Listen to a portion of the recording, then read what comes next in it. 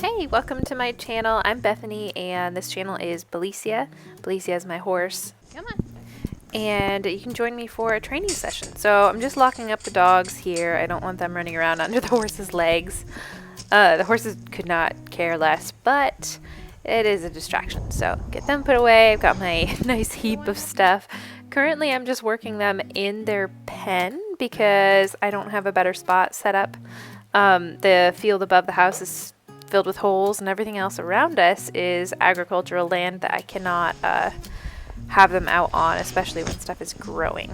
So this is Ruby. This is my husband's horse, and I'm going to start by working with her today.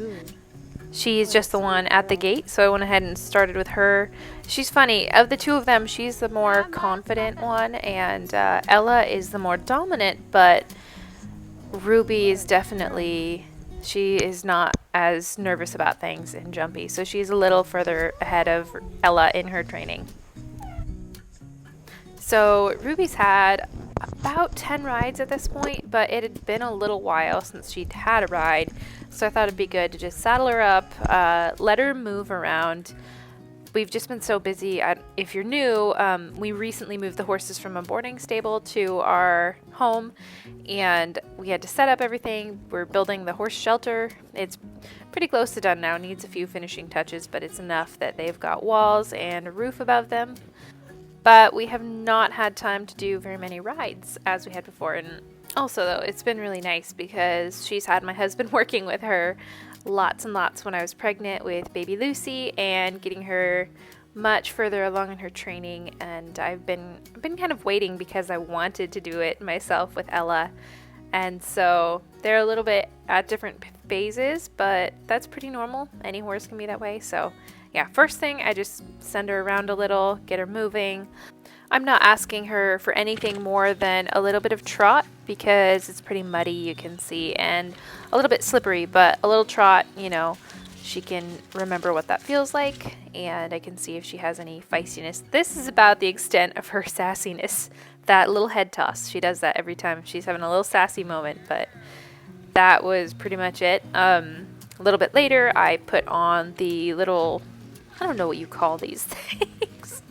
I do not know. They're just like flappy tarp hanging things, kind of to imitate what a leg would be like at her side, but a little more scary, so she can see it out of the corners of her eyes and just get used to seeing something back there and hearing things back there and feeling things. I have like pieces of an old yoga mat cut for a little bit of weight. That's what you're smelling. And then the tarps duct taped on there. So you want to try some? this was really cute too. She was sniffing at my seltzer water, and she actually loves it. I'll just let you watch. You like that? Want some more? That's nice, huh? Blueberry seltzer water, everybody.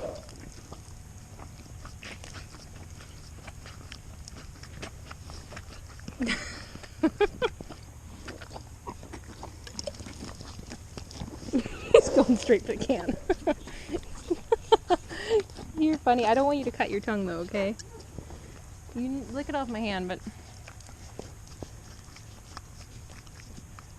don't cut your tongue, okay? Don't lick the can. That'll hurt. All right, and right back to the training here. That was adorable though. We're doing our circling a little bit, except I'm not going to ask for anything more than a walk because it's just too slippery out here. It's dry on this half, but it's not worth risking, you know. But circles, seeing how she's doing on that, just sensitivity to my cues, nice and easy and slow. This is kind of a lazy training session, but you know, it's just not worth their health and safety to try and move them faster and ask them to trust us to move them faster on slick ground like this. But in total, this training session was about 40 minutes, and she did really, really well.